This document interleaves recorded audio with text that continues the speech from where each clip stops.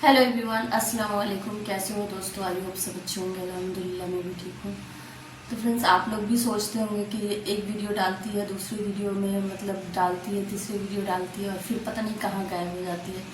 फिर मैं वीडियो डाल ही नहीं पाती हूँ। फ्रेंड्स, मैं बहुत ज़्यादा परेशान रहती हूँ अपनी लाइफ को लेकर के। अपनी लाइफ में जो इतनी सारी परेशानियाँ देख रही हूँ, इन चीज़ों से मैं बहुत ज़्यादा परेशान रहती। फिर मेरा दिल ही नहीं करता कि मैं आप लोगों के सामने आऊँ, मैं अपनी स्टोरी बताऊँ।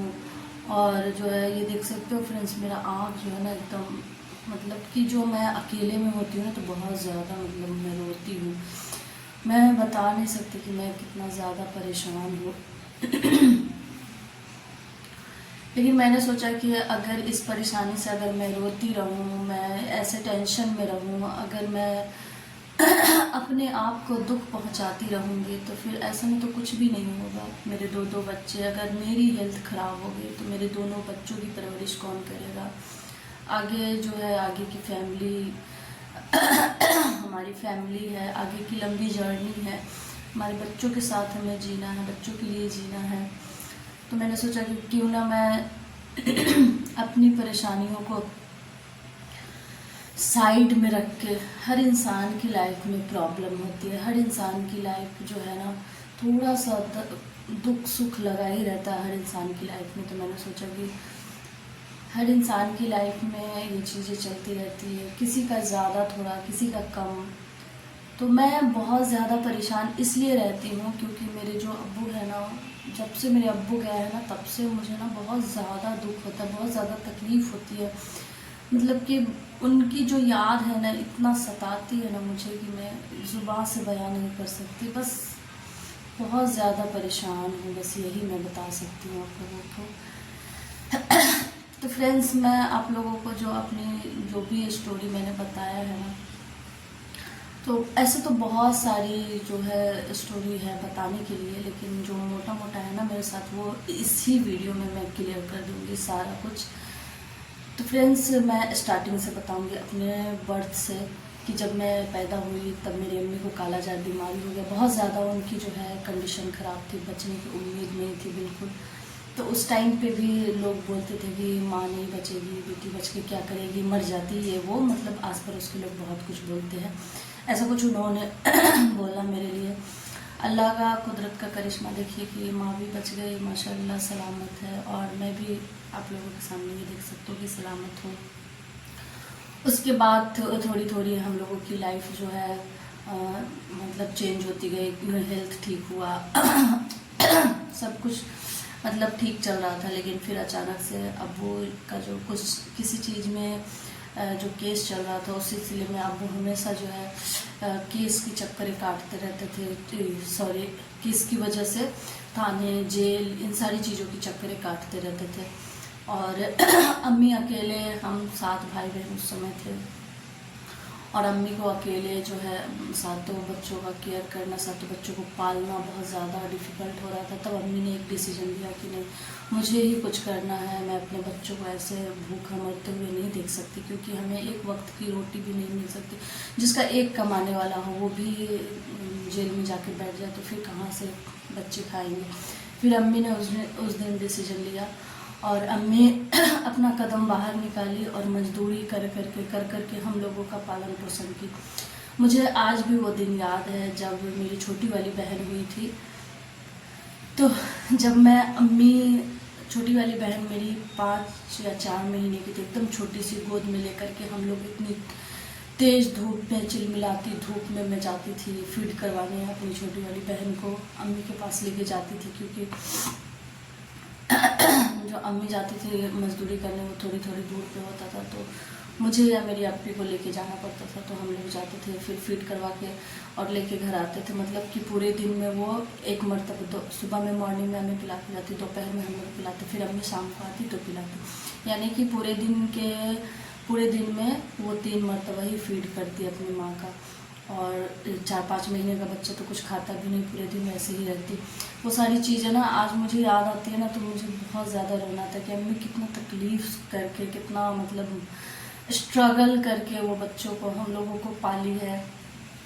उसके बाद जो है मैं थोड़ी अक्लमंद होती गई, मतलब होशियार होती गई। मुझे ना पढ़ने का बचपन से ही बहुत शौक़ था। मेरी अम्मी कहती थी कि कहाँ से पढ़ाई करोगी, लेकिन जो है मेरे अंदर एक ये था, ख्वाहिश थी पढ़ने की। मुझे पढ़ना बहुत अच्छा लगता था और आज भी मुझे पढ़ना बहुत अच्छा लगता है। चीज़ें सीखने, अगर कुछ चीज़ें मुझे सीखने को मिले ना तो मैं उन चीज़ों को बहुत जल्दी सीखती हूँ। तो मुझे भी ना पढ़ने का बहुत शौक़ था।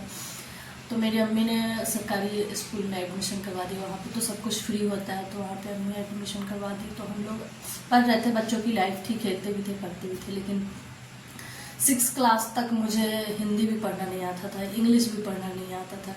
मैं लोगों को देखती थी कि इंग्लिश हिंदी पढ़ते हैं, तो मैं सोचती थी कि ये लोग कैसे पढ़ लेते हैं, शायद हम लोगों को तो कभी नहीं आएगा ये पढ़ने। इन लोगों का जो बुक्स वगैरह है ना वो अलग है, हम लोगों का अलग है। देखती थी कि मतलब गाड़ी में, वैन में भर भर के बच्चे जाते हैं स्कूल, प्राइवेट स्कूल में बच्चे लोग जाते थे। तो मैं सोचती थी कि इन लोगों का दुनिया अलग है, हम लोगों की दुनिया अलग है। लेकिन ऐसा मतलब हम लोगों के दिल में बिल्कुल भी नहीं होता था कि बच्चे थे, हम लोगों के दिल में ऐसा बिल्कुल नहीं होता था कि इसकी तरह हम भी वैन में जाते, क्योंकि हम जानते थे कि हमारा हालात कैसा। अल्लाह ने हमें सब्र दिया था, हर एक चीज़ से शुरू से बहुत सब्र दिए हैं अल्लाह। अल्लाह का यही चीज़ का शुक्रगुजार हूँ कि अल्लाह आज तक बहुत सब्र दिए हैं मुझे। कभी किसी की कोई भी चीज़ देख के मुझे, मेरे दिल में ये नहीं होता है कि मेरे पास भी ये चीज़ें होती। मैं दिल से बता रही हूँ, कभी नहीं होता है। बस ये होती है कि मुझे मेहनत करना है, मुझे जो है अपने बच्चों के लिए कुछ करना है। तो ये सारी चीज़ें चल रही थी। जब मैं 10th क्लास में, 9th 10th में थी, तो उस समय पे जो है बोर्ड का एग्ज़ाम होता है। उस टाइम पे मुझे आ गया था पढ़ने, हिंदी इंग्लिश सब कुछ आ गया था पढ़ने। लेकिन ये था कि मैथ वगैरह के लिए कोचिंग करनी थी। अब मैथ के लिए कोचिंग करनी थी तो पैसे नहीं थे। अब अम्मी मजदूरी करके हम लोगों का पेट पालती या फिर जो है मेरा फ़ीस वगैरह देती। ट्यूशन की फ़ीस तो लगेगी, स्कूल में मानो कि फ्री है, लेकिन ट्यूशन की तो फ़ीस लगेगी। तो उसके लिए ना मुझे जो है 2 दिन या 4 दिन स्कूल गैप करके, स्कूल की छुट्टी मार के मुझे भी मजदूरी करना पड़ता था, ताकि मैं जो है मंथ का फ़ीस भर पाऊँ। और मैं ऐसा करके मैं 9th 10th में कोचिंग की और माशाल्लाह से मैं पास भी हुई 10th क्लास में। उसके बाद फिर मैं झांसी चली गई। वहाँ पे जो है 12th हुआ और BSc सेकेंड ईयर था, ग्रेजुएशन सेकेंड ईयर। तो एक बहुत बड़ा हादसा हुआ हम लोगों के साथ कि मेरे भैया और भाभी दोनों ने ही एक साथ पॉइज़न खा लिया था 5 महीने की बच्ची को छोड़ के। और वो 5 महीने की बच्ची जो है ना, मुझे आज भी उसका चेहरा याद है कि कैसे वो झूला में पड़ी हुई थी और माँ बाप दोनों ही पॉइज़न खा लिए थे। कैसे हिम्मत किया उन लोगों का, मैं ये सोच सोच के कभी कभी बहुत ज़्यादा परेशान होती हूँ कि हम लोगों की लाइफ में तो इतनी सारी परेशानियाँ हैं।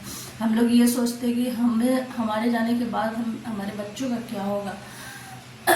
इस चीज़ को सोच के हम जो है अपने परेशानी को साइड में रखते हैं और अपने बच्चों का मुंह देख के जीते हैं। लेकिन पता नहीं मेरे भैया भाभी का क्या हो गया था, जो अपने छोटी सी बच्ची का ख्याल नहीं किया और इस दुनिया को अलविदा कह दिए दोनों ही एक साथ। मैं कभी कभी सोचती हूँ कि उस बच्ची का क्या होगा बिना मन। अभी तो छोटी है, 7-8 साल की है, तो चलो उतना फ़र्क नहीं पड़ता है, लेकिन जब वो बड़ी होगी, समझदार होगी, तो उसके दिल पे क्या बीतेगा। मैं जब ये सोचती हूँ ना तो बहुत ज़्यादा मुझे तकलीफ़ होता है कि जिसके माँ बाप होते हैं उसकी दुनिया ही अलग होती है।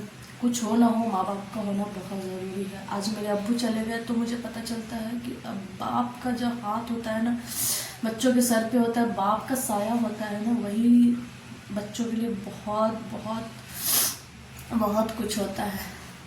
फिर उसके बाद 1 साल के बाद अम्मी लोग बहुत ज़्यादा टूट गई थी, बहुत परेशान थी। और उसी जगह पे जहाँ पे भैया लोग पॉइज़न खाए थे, उसी रूम में मैं जाके रहती थी। तो अम्मी लोगों को ना ये चीज़ें ना मतलब थोड़ा डर हो गया मन में कि उस रूम में रहना ठीक नहीं है। और एज भी मेरी हो गई थी शादी की। तो उस टाइम पे अम्मी अब्बू लोग मतलब रिश्ता ढूंढे और मेरी शादी करवा दी है। माशाल्लाह से मेरी शादी अच्छे घर में हुई, अच्छी फैमिली है। शौहर भी माशाल्लाह से बहुत अच्छे हैं, केयरिंग है और अच्छे हैं, सब लोग अच्छे हैं, घर में भी सब लोग अच्छे हैं। बस आप लोग दुआ कीजिए कि ऐसे ही सब लोग अच्छे रहें। और यहाँ पे जो है मैं अभी यूट्यूब पे इसलिए आई हूँ क्योंकि जो है मेरे साथ एक और प्रॉब्लम है, वो बहुत बड़ा प्रॉब्लम है। मेरा बेटा का एक्सीडेंट पिछले साल हुआ था, यानी कि 2023 में दिसंबर में हुआ था। तो मतलब कि 1 साल हुआ है, 1.5 साल हुआ है। तो उसका पाँव की हड्डी, दोनों ही हड्डी टूट गई थी, और दोनों हड्डी टूट गई थी तो ऑपरेशन हुआ, और उसके जो दोनों हड्डी को जोड़ करके उसको जो है स्टील लगा हुआ है, यानी कि अंदर रॉड डाला हुआ है। तो उस रॉड को मुझे निकलवाना है। ऑपरेशन तो जैसे हो गया है, सब कुछ ठीक है, नॉर्मल है, सब कुछ अच्छा है। बस वो जो टेंशन है ना, मुझे उसका स्टील निकलवाने का, वही बहुत बड़ी टेंशन है। तो प्लीज़ आप लोग मुझे सपोर्ट कीजिए, मेरी वीडियो को ज़्यादा से ज़्यादा शेयर कीजिए, आप लोगों की बहुत ज़्यादा ज़रूरत है। बाकी का मैं कोशिश करूँगी कि अब मैं अपना व्लॉग आप लोगों के साथ शेयर करूँ। बहुत बहुत कोशिश करती हूँ कि मैं आप लोगों के साथ शेयर करूँगी, लेकिन मेरे अंदर वो हिम्मत नहीं होती है कि मैं मतलब कि अपना डेली का ब्लॉग शूट करूँ और आप लोगों के साथ शेयर करूँ। लेकिन इंशाल्लाह मैं कोशिश करूँगी, अगर आप लोगों ने साथ दिया तो इंशाल्लाह मैं आगे भी आप लोगों के साथ शेयर करती रहूँगी। तो ये थी मेरी लाइफ की पूरी जो है डिटेल, मतलब शॉर्टकट में मैंने सब कुछ बता दिया है। ऐसे तो और भी बहुत कुछ है जो मेरी लाइफ में हुआ है, लेकिन बस इतना ही। बाकी का जो है मैं आगे व्लॉग आप लोगों के साथ शेयर करूँगी। तो फिर मिलती हूँ नए व्लॉग के साथ, इंशाअल्लाह कोशिश करूँगी। तब तक के लिए बाय बाय, अल्लाह हाफिज़। वीडियो पसंद आई हो तो एक लाइक ज़रूर कीजिएगा, चैनल को भी सब्सक्राइब कर लीजिएगा, ताकि मैं ऐसे व्लॉग वाली जो भी वीडियो डालूँ वो नोटिफिकेशन आप तक पहुंचती रहे और आप मेरी वीडियो को वॉच कर सकें। तो प्लीज़ मुझे सपोर्ट ज़रूर कीजिएगा आप लोग, ताकि मेरा हिम्मत बने, आप लोग मेरे साथ जल्दी जल्दी जुड़ जाए, ताकि मैं जो है अपने जर्नी को आगे बढ़ा सकूँ, आप लोगों से के साथ शेयर कर सकूँ, और मैं अपने बेटे की भी हेल्प कर सकूँ। बाय बाय, अल्लाह हाफिज़।